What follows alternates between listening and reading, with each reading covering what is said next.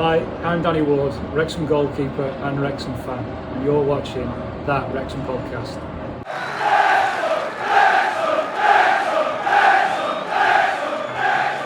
Welcome to That Wrexham Podcast. I'm Ben Toze, and today I've got Toze Fletch as my co-host. Welcome. Thanks for having me. And today we've got the heartbeat of Wrexham AFC, Geraint Parry. Nice to see you both. Yeah, lovely to have you. So you were, let's go back to the very start where you were building aeroplane wings. Yes. One of my many previous existences. I was actually, when I was an apprentice, I was in the Merchant Navy. Right, wow. So sailed around the world, but mainly around the Caribbean. And trying to follow Wrexham scores through the World Service. Yeah. And crackly long play, medium wave, long wave, trying to just get some scores through at whatever time of the day you are in that particular world. And then, so nothing like the internet now. No. So you even have to wait for newspapers to come to you when you're at the next port.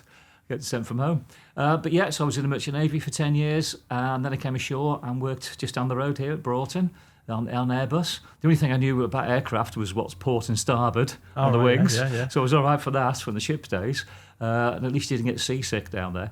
So and then I had about 13 years down at British Aerospace. Great place to work, really? From my point of view, if you like football. Well, it can't have been better than working here because you've been here for how long? I know, yeah. I mean, that came just before 2000. I switched across. The offer came to come to the club to do the media side, as it was in those days. NTL had just gone into the Football League, and they wanted somebody at each club, and they were giving each club a big cheque to employ somebody. They offered us the chance. I'd done the club programme with a couple of friends for 20-something years, and they said, would you like to have a go with this? British Aerospace were great, and they said, look, if we don't work out, just come back here. Oh, really? So that was fantastic. So I took the plunge, and I've been here ever since. Never looked back. Never looked back. So what was your first actual role? So it was selling programmes? We started off, that's right, with a couple of friends. We helped with the Support Association, who ran the club shop, did the away travel, did the commercial, really, the supporters did in those days. And part of that was the programme section of the club shop. A couple of friends of ours, we collected programmes, and we said when the previous editor retired, we went to the board with a little proposal, said could we carry on, and they just said get on with it. Yeah. So you say you collected programmes. How many programmes have you got? Have you got them at home still? I've got rooms and rooms full of the things. You? Yeah, you won't get in the house for the thing. But yeah, it's a part of the history of the club. What's your prized possession then of a programme? Have you got one in particular? Oh, I've got a 1910 away at Aston Villa, and they were fantastic. He's not that old, is he? Yeah, Aston Villa reserves in the Birmingham League days. So it was our first team and their reserves. But their programmes were absolutely amazing. Really? Magazines back at the turn of the century. They were so good. So much information. Let's get a picture of that. I know. Yeah. How much would that have been back then? Now they're worth a fortune. Yeah. I was going to say that. Are they retire on collectibles those. now for people? Yeah. You can there's a market out there. There is, that's right. Everything's decreased for paper, magazines, course, newspapers. It's all cut back. So we don't sell as many programmes. We used to sell about 25% of the crowd, which was good going. And we had a good lot of people, good sellers, and good contributors. We had a good printers out in Manchester. They're all Manchester City fans. They did the City programme, but they took, because we took an interest in doing the programme, they took a real interest, and they produced a high quality product that we could sell. We won a few awards. It was our way of promoting the club. Mm-hmm. Because none of us were millionaires, obviously. But this is just something we could do to get our name out and about for the club, and just something positive, really. Programmes were brilliant back then. I used to love it. We used to go to the games. Yeah. That's all we used to care about when it first and foremost, get a programme. It wasn't try and get the whole season, but Geraint's probably got 20 seasons. But I've got a little listing of jobs that you've done. So you've done transfer paperwork, litter picker, press officer, programme writer, and programme seller. Yeah, it goes across all those things. It's funny. What was the least stressful out of them? Oh, I think picking the litter, actually. You just go out and just a couple of hours just tidy. You play the game on the Saturday, you got a game on the Tuesday. There's about 5 or 6 people here. So you just need to get out and just tidy the place up. Happily, not happily, but there weren't 10,000 crowds, so there wasn't a massive amount, but there was enough. Transfer paperwork would have been stressful. That's Am I right? Must have been for yours. Yeah. Am I right in saying because this is obviously in Wales and it's not as straightforward as what going from like an English club to an English club. Am I right in saying that? That's quite correct. It's international. Everything we do transfer-wise is international. Even though we play in the same league, yeah. Because you're different footballing nations. It could be Argentina, it could be Russia, it's England. It's still the same. Yeah. It has to go through the TMS process with FIFA, transfer matching system nowadays. Oh yeah, and it is stressful. Absolutely.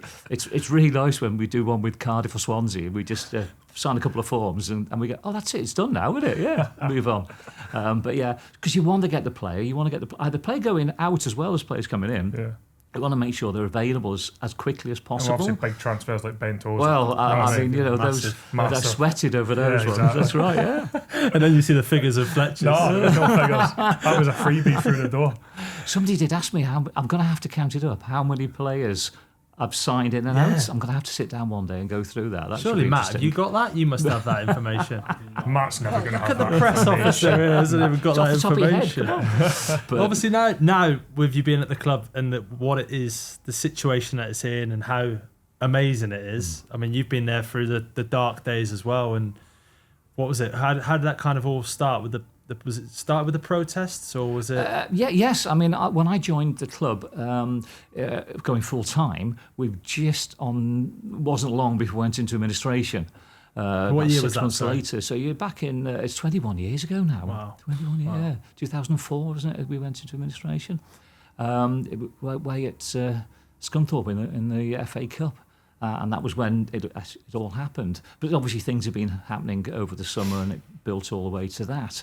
Oddly enough, going into administration was really good. It cost the club a fortune because administrators are well-paid people, but they're really good people. And it's so nice. I still come across the administrators now. I still get text messages. We were at Huddersfield recently and at Preston. I get text messages often because they were based at that part of the world. And they covered Huddersfield as well as another club they did. And text, I'm down by the dugouts. Are you at the game? And go down and meet them. Yeah. And it's so nice. They went over and above what they should have done. Really? Because if it was a mill or an engineering company they were saving, yes, they would have done their best, don't get me wrong.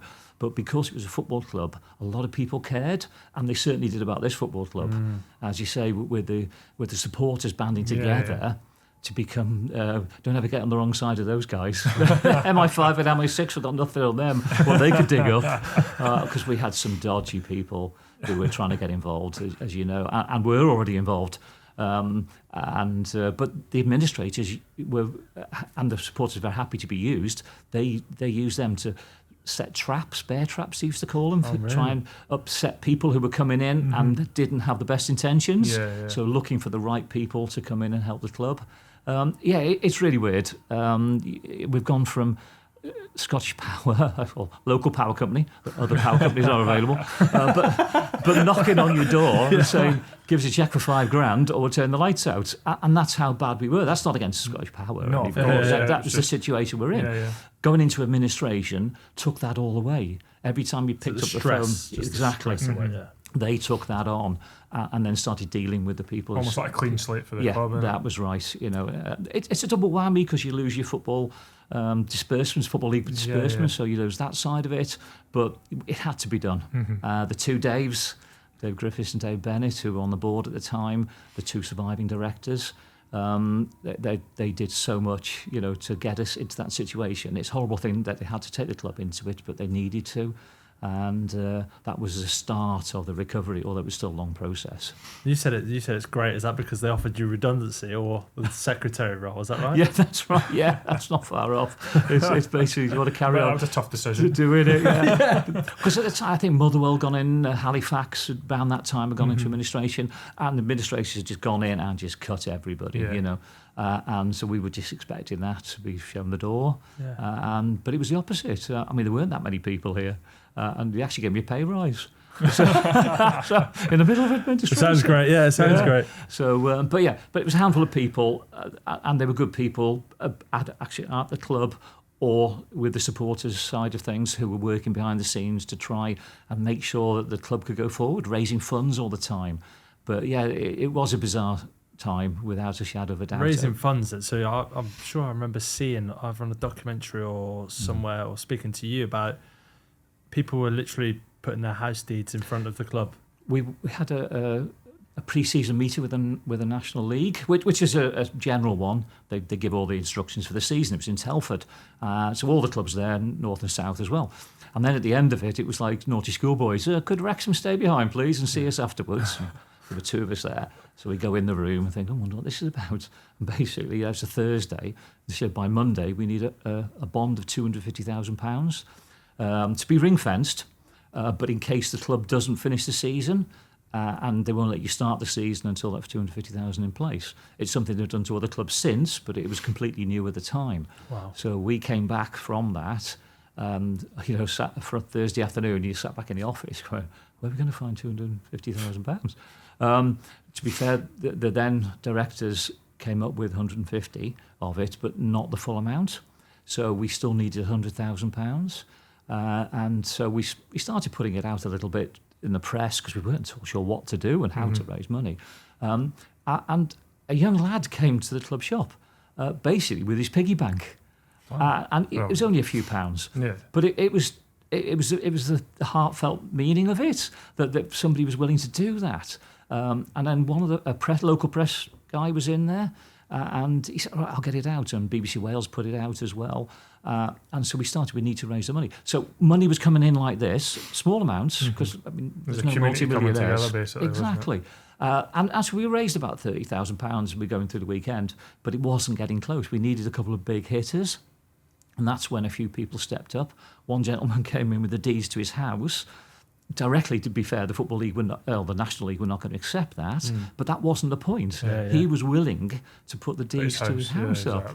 And that, again, spread the news, and we got a couple of guys who came in with £30,000 and £40,000, to put in, and that's what got us over the line. And on the Monday, we could go to the National League, who were completely surprised that we had the money, and we could start the season. Wow.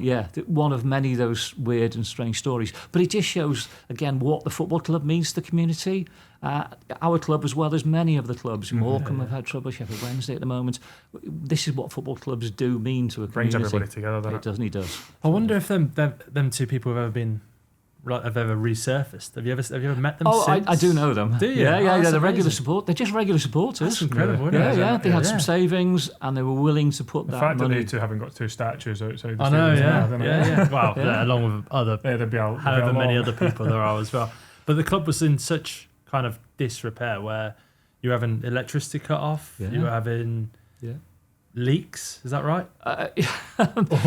Well, yes, I suppose. Yes, things were going on around the ground, weren't they? That things couldn't be repaired. There wasn't the money to do it. So through the supporters, they did a directory of tradespeople, local tradespeople. Yeah. So while some people will come in over the summer and help us painting, I mean, we were there with a paintbrush. You'd take hours to do a wall. Yeah. If you got a guy in who knew what he was doing, half an hour later, and most of the wall's done, and you think, oh, this is the difference, isn't it? So getting those guys to come along and help you, plumbers, painters, electricians, that didn't want money off us and were willing to help the club and get us back up to a level, because you still have to have a safety certificate to play your football games. And the local council, while sympathetic, still have to, a duty to make sure it's safe for people to come to the ground. I guess it's hard now, isn't it? Because the club has been so community-led. Yeah. It's been incredible, hasn't it? Now there's such a balance of trying not to get too corporate. You want to keep the community feel, but obviously you need to be professional as well. I guess that's so hard to balance. It certainly is. You're quite right. The community side will come down a little bit because it's so difficult when you're operating at the level we are. But it's still great. The players still come park their cars, come across the car park, sign all the autographs, have the selfies. It takes them half an hour to get in the building, doesn't it? So they all have to come a bit early. But the kids love it, and when we have our American guests come across, they can't believe that the players are that open and willing to chat to the locals and the owners as well. When Rob and Ryan are over, that's the one we kind of when we sign as players, you kind of understand that, don't you? 100%, no, 100%. You know, as soon as you park up that car, you've got a good 20 minutes before you get into the stadium. But you kind of embrace it. Yeah. It's good. And as you say about the owners as well, they fully it's all embrace part of it. It's the community aspect. When you do get the American, and from all around the world, but they come here, and one thing I get repeatedly is, it's just like the TV series. You guys are just the same, as if we were some sort of actors. We were putting it on for the TV series. And the community side really does appeal to so many people around the world. We don't think we're special. Far from it. You know, it could be Hartlepool, it could be Exeter. Everybody's been through this to some degree, and they've got supporters who rally around and save the clubs and work for the clubs.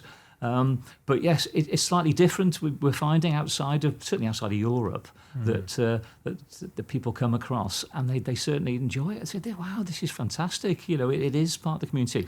Wayne's the most famous man in Wrexham at the turf, isn't he? So they love going to visit him. They love going to visit the Mines Rescue and things like this, and just it's things we take for granted because you live local. And seeing a few of the local attractions as well, you know. Turning things into the documentary's put a lot of the attractions on the map, hasn't it? It's incredible. It's unbelievable. Yeah. I mean, we wouldn't be here doing this now if it weren't for that. Let's be honest. No, absolutely. And yeah, I mean, you're probably jumping ahead, but yeah, that was really weird when in the middle of all the dodgy people who have wanted to be involved with the club, we're in the middle of COVID. The trust are running it, 4,500 members, no oligarchs, but people are raising money continually all the time, whether it's for Charlie, for a new lawnmower or whatever it might be. But nobody can watch the match. So there's a bit of streaming money, a little bit of money from the government, all very welcome. But you're thinking, where's this going to end? Because you don't know how long it's going to go on for. And then it comes from the board that there's two Hollywood actors, if you like, who would be interested in taking you over. You go, great, yeah, why? Yeah. Why? And you can't meet them directly because they can't get into the country because of COVID, but they come across and they speak to you via Zoom, modern technology, and they come across so nice, and they've been like from day one when we first met them, 30 people watching the big screen and interacting via Zoom, and they've been exactly the same as they are now. That's incredible. And it's after everything the club's gone through, going to the High Court twice, having some dodgy people who won't even discuss their names, don't deserve to be mentioned, that now we've got people who really care. And that's just fantastic. The fact that Geraint's been through it all is incredible, and the fact that you've seen it from like kind of day one to all the way now is like you have to pinch yourself. Yeah, and I'm not the only one. There are other people here, please. But yes, you do have to pinch yourself. You were saying about your friend, weren't you? Your mate who played. One of my best mate. He was my best man at a wedding. He, Jimmy McCluskey, that you obviously sorted his transfer paper, and then. 16 years later, I come to the club and do the same. And I was in your office, I think, and I actually asked you the day. I was like, did you do the paperwork for my mate? And you were like, and G knows everyone, he remembers everything. And he was like, of course I did, What a memory. Yeah, well, I was when I went to Forest Green last year, the secretary said first person they mentioned was you. I genuinely was. Is Geraint still there? He's amazing, is what they said. It's really nice. You try and treat people as you'd like to be treated yourself. That's all it is. Simple as that. Yeah. Exactly. I've got a friend who says it's nice to be nice, and he's absolutely right. It's absolutely spot on, isn't it? Yeah. We've all got the same problems, whether it's Forest Green or Manchester United. And we play Manchester United in a behind closed doors friendly. Yeah. They could not have been so nice. I mean, such a massive club as that. They were falling over us to be pleasant to us. So this is before the things all kicked off, gone where it is. And you still, if I can write to the Man United secretary, and she'll write back within minutes. She must have so many things on her plate, but they will come back. But I think that's because it's you as a man. I think she'd probably put you to the top of the list. Yeah, of course. Let's be being completely honest. Yeah, but it's really nice that you can have a relationship. Yes, some clubs are different. That's personalities. A dressing room would be the same. You've got 30 people. You can't all be the same. But the vast majority, and you try and help them out, and they will hopefully help you out as well. Yeah, incredible. So your role as the secretary then. So how many different things would you have had to do, and did that change when the owners came in? Did it become like it became more focused once the owners came in, because the opportunity to bring more staff in to help out, made it you could concentrate. I mean, we mentioned before about picking the litter up, but I mean, don't get me wrong. Mike Matthews, the guy who works here, he's like a metronome. He never stops. He's just always doing something on the ground. People like that, but we all need help, don't we? So we would all chip in and help him. So he's got the stage now where we have a little crew after a match who tidy up and go through and take the bulk of the litter away, so that Mike, when he's around, and the other guys, there's a lot less to do, and they can get then on to do other jobs as well. And so that's been a big help. But yes, you've been able to more focus. But the other thing about being back in the Football League and then into the Championship is the amount of red tape, paperwork that's now involved. life was a lot easier in the national. So what would that be? What sort of things? What sort of things would that be? I mean, yes. Now FIFA wants everything through TMS, but there's also to do with solidarity and training compensation. Now they're very strict on that now, and they're very big on it.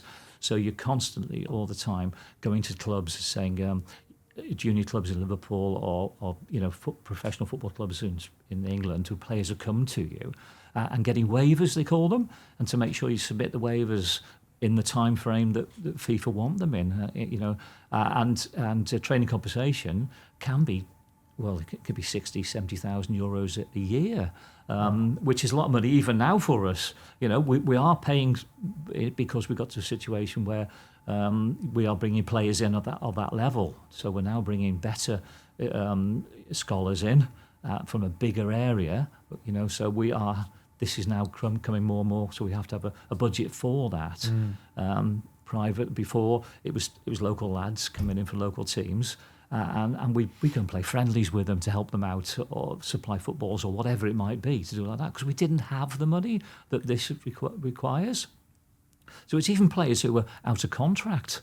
If they're under the age of 24, they've been released, you're still eligible or liable to pay training compensations. Wow. So you've got to go through it. So it is stressful. I mean, G's 65, I know, yeah. He does not look 65, does it? The most stressful jobs in the world. I think he looks incredible.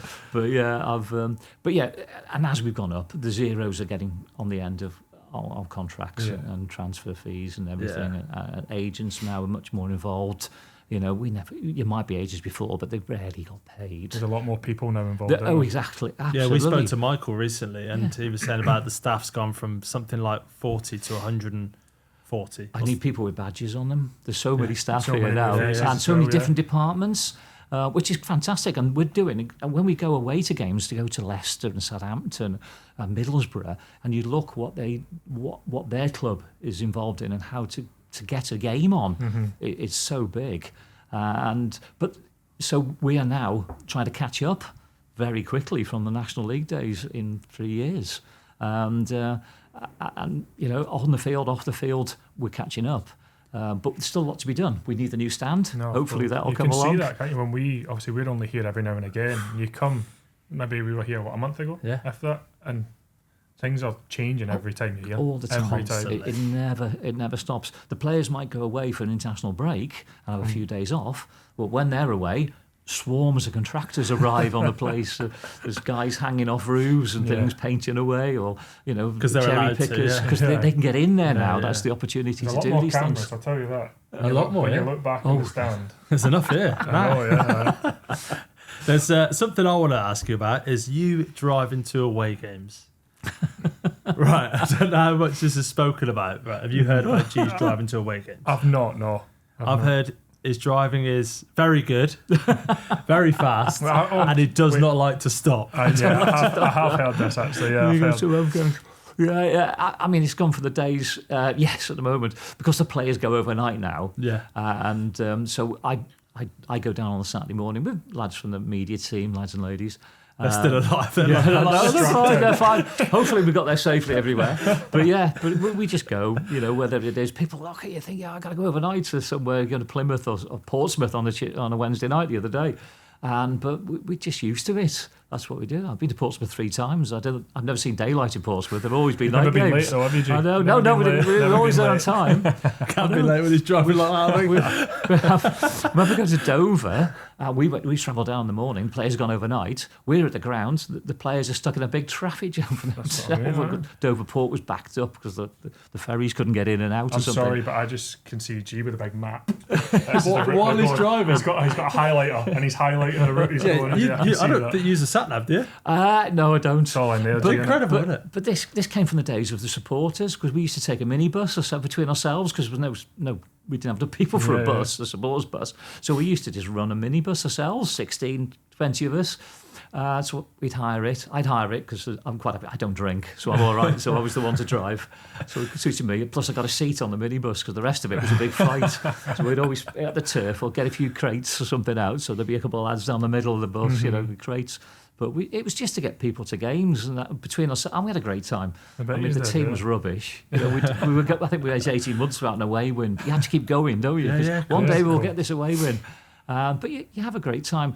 We always used to say it was a great Saturday ruined by 90 minutes of football. Talking of away games, I've got one here. Porto, 1984. Yeah. One of 30 fans there, weren't you? Yes, that's right. Yeah, you driving there? Yeah, we went by train for that one. We went by train. Definitely got a higher car at the other end. I know. We lost 4-3 at home on the Saturday with Stockport, and somebody had a banner on the cop that said "Porto, here we come." Which when we got to Porto, the local daily sports papers, which some of we didn't understand, which were great, there was this photograph of Porto, here we come banner right on the front page of the local paper. And but we got the train down there. Young person's rail cards. Yeah. So a journey and a half across. But you come across all sorts of people. There were Portuguese guys who'd been working in Germany, and they were returning home, and they were chatting to broken English. We were all chatting about the football, and then you turn up in Porto, one of the biggest clubs in Europe, realistically, aren't they? It's fantastic. They've won a Champions League. We'd won 1-0 here in the first game, so we go there for the second. You're not expecting much. We get down there. I think they sold something like 30,000 tickets. So it was the old stadium, which is right next to the new one, but it was right next, but the same venue. And there was some storm was coming through. The place rain was hammering down, sheeting down. It was horrible. So we turned up with our tickets, and somebody said, "Go in here." So we were on the sidelines, which was a bit like Man City used to have, main roads. That was the main people stood on the sides, were on behind the goal. So we stood there. God, we had some trouble there. The locals were taking their belts off and trying to hit us with belts and buckles off the belts and things like this. Barry Horn's dad was with us and things. Because we were all there because we didn't know where to go. And anyway, we got a sort of safe little spot to watch the game. And the game turned into something amazing. We were 3-0 down very early on, and you're thinking, wow, we've had our bit of fun. We're a 4th division side. We've beaten Porto at home. It's great to be here. And then we scored 2 goals just on half-time. So at half-time, away goals, we're leading 3-2. Come out in the second half, Peter Brotta's in goal and Paolo Futres is up front. They bag another one, don't they? And think, oh well, never mind. It was nice. Had a great half-time. And then, we come and score this goal through Barry Horn and Big Jim Steele right at the end of the death to do a 4-4, 3 away goals, go through on away goals. Unbelievable. It was amazing. It's a shame that result hasn't had bigger coverage because it was played fairly late at night. Spanish time was the same as the UK, but there's no Sky TV or anything there. The only photographer was the Wrexham leader, which came out on a Friday. He had to bring his actual literal film back to get developed, ready for the Friday, under pain of death that he would be sacked if those photographs appeared anywhere else. I don't think there's even radio coverage. It could have been wrong that we were there, but because you're out there completely. What time was it? It was a late kickoff as well, so it didn't finish probably 11 at night. So it missed all the newspapers the following morning. So things are completely different. And we had this amazing result when we beat Arsenal in the FA Cup. That went around the world, and quite rightly so. But I think the Porto one over 2 legs was even better. And then we drove Roma in the next round. Oh, wow. 2 weeks later, we're back on our trains. With rail car lasts for a month. Out to Porto. Brilliant. To watch Celtic were at Rapid Vienna, the game that they had to play, the game at Old Trafford. Rangers were in Milan. So we come across all sorts of people crisscrossing Europe. There was rail strikes on and all sorts going on. So but we had a great time. It didn't work out in Roma. But we still did okay. Good trips. What was your fantastic memories? What was your first game? My first game, September 1974. We played Plymouth Argyle here. Plymouth Argyle. What was it called? Plymouth Argyle. Plymouth Argyle got promoted that season. Yeah, of course we did. We beat you both as champions. We beat you home and away. And 5-1 at home, 3-0 away. Joey Jones, Mickey Thomas playing. I need to have a word with Mickey about that. I'm pretty sure as well that very rare, usually the game at Home Park, which was the second one later in the season, was on Match of the Day. Oh, wow. So the footage, it's very rare that a 3rd division game was actually featured on Match of the Day. But I think both teams did. I mean, was doing so well, playing such good football, that fair dues match that they picked it up. So it's small things like that you remember. But now every game's on. You can watch any game around the world now, can't you? Which is you ever missed fantastic. a game? It's been a long time. I was going to say, yeah. I missed a couple of friendlies because one or two things. We've had a Welsh or Bangor City were playing here in Europe, and we were playing at a little game in Nottingham. So I missed one or two of those. But competitive games, it's been a long time since I missed one. Yeah. Unbelievable. What would be the last game you've missed?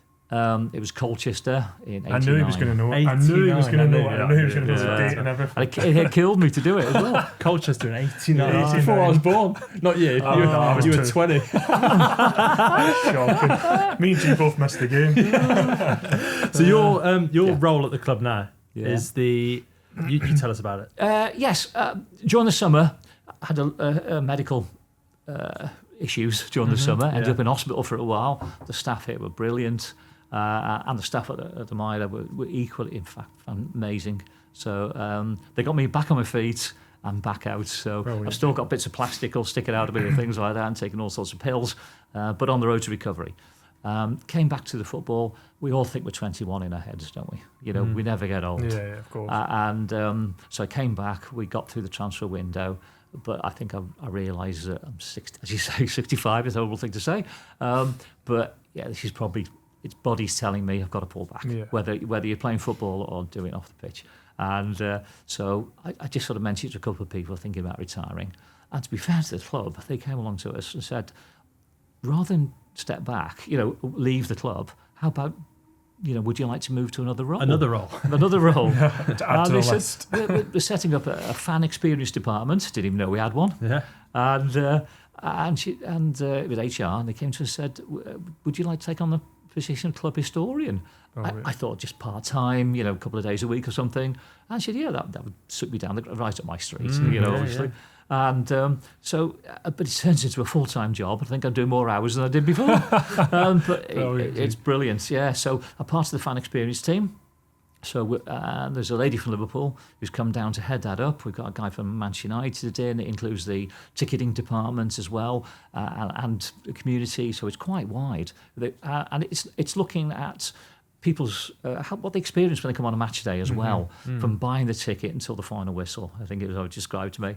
And just trying to improve things all the time, bit by bit. For people to enjoy themselves in the stadium. Anything we can do to improve people's experience of being here. For me, hopefully we'll get a little museum up and running at some stage. We're getting a system in place from HP to archive all our artefacts, and it's amazing how many things are around the place. I come across a souvenir that Djurgårdens in the Cup Winners' Cup back in the early 70s gave us, which is very IKEA. It's a block. It's a glass block with bubbles in it, but it's engraved. If you didn't know what it was, you wouldn't. Anyway, it was holding somebody's door open. So this was a Cup Winners' Cup game souvenir. So salvage that one, and just going round. But it's interesting as well because we've got so many people joining the club, as you might say. It's doing little talks for them, preparing them, and giving them some background on the history of the club. And so that when they get asked about people and names, they know. Have you knew Steve Fletcher? Do you Ben Toze is? And things like that. So people do get it. And we can't expect everybody who joins the club to be a Wrexham fan. Far from it, because they're coming from Inter Milan and places now, aren't they? All over Germany and places. So we're bringing in this quality of people. So it's getting them up and running. They're keen to find out about the club and they love it. So it's just giving them that information, whether it's an apprentice who's just joined us at 16, how much to take on board, I don't know, whether it's all the staff that are coming in. So just the background and to do tours, that's one of the things as well. If you took on that package, what better person to... How fitting is that? It's unbelievable. And the fact that the club have identified that and made a role for you. It seems like the perfect. I think if you asked any player who would suit that role to a T, you'd be the first name that came up to anyone. It's I go on the player side. I mean, recently, unfortunately, Joey passed away, didn't he, Joey Jones? But the outpouring of love for Joey was incredible, and the service they had and remembrance for him here was amazing. And 80 former players turned. I mean, just Wrexham former players turned up, and that just shows how much he had an influence on people when he was playing and when he was a coach here as well, and people respected him. But it was really nice. I hate to say, we went then back to the club across the road and at the Mice Gwyn Hall there, and it was great. Everybody's chatting to everybody, seeing these faces from all different eras, really, you know. And as you say, just chatting to people about what they're doing, what they're doing now. They don't have to be played 300 games for us. No. They could have been just apprentices, you know, and come through the system. But it's so nice to meet the former players, and I'm so pleased that the Former Players Association is starting to expand as well. They're just doing the foundation, aren't they, for the former players? They just launched that so that we can help players who have maybe fallen on hard times as well.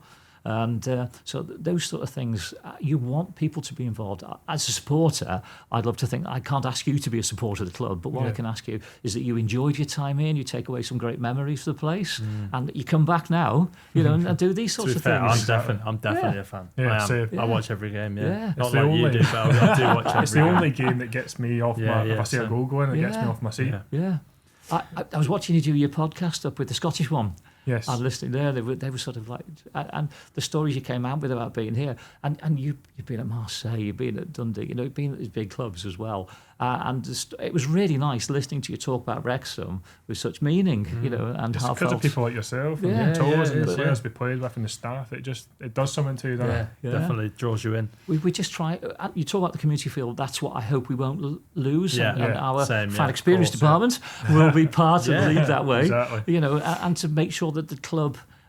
It's interesting. The lady from Liverpool, she said, I was up in the boardroom having a meeting there. So we need all the rooms we can get. So during the week they're used for other things. And she said the players came through and stopped. She said, clubs I've been with before, that would never happen. We would never see the first team players. And they said, here at Wrexham, they come through. They don't just come through, they stop and have an answer all the way through. Exactly. So that was nice. So, G, you're got one last question, right? What's your most memorable game?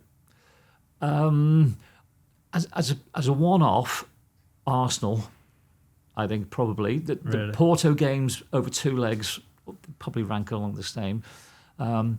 Getting back into the Football League was just amazing. After 15, 16 years out, I watched the finally do it. And it was an amazing day, wasn't it? It was some great goals from Moles.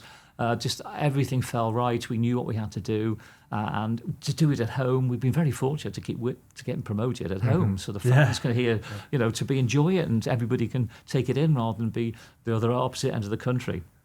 And so you're happy every time you get promoted, but to be able to do it here, to everybody to enjoy themselves, just look on and think all the people who contributed. I mean, so many people have contributed to that point of getting back in the Football League. And then what we've done since is just, I just have to keep pinching myself. Incredible. You know, I mean, people said to me, "You'll be fine in League 2. You'll roll through it," because I'm like, well, it's a big step up, isn't it? And we took it in our stride, didn't we? And League 1 became a little bit more difficult, but and now the Championship is like, you know, when you're sitting there, 30,000 people at Leicester, going, wow, and we're competing with them. Fair play. As a club, we're competing with them. Gee, thank you very much. I know. And hopefully these tops start doing a bit better in the shop. They're going to fly out the win. Especially with me modelling it, I'll tell you what. Thanks, G. I really appreciate that. Brilliant, G. Thank you. I have to try and get you on again maybe sometime towards the end of the season. It's been a pleasure.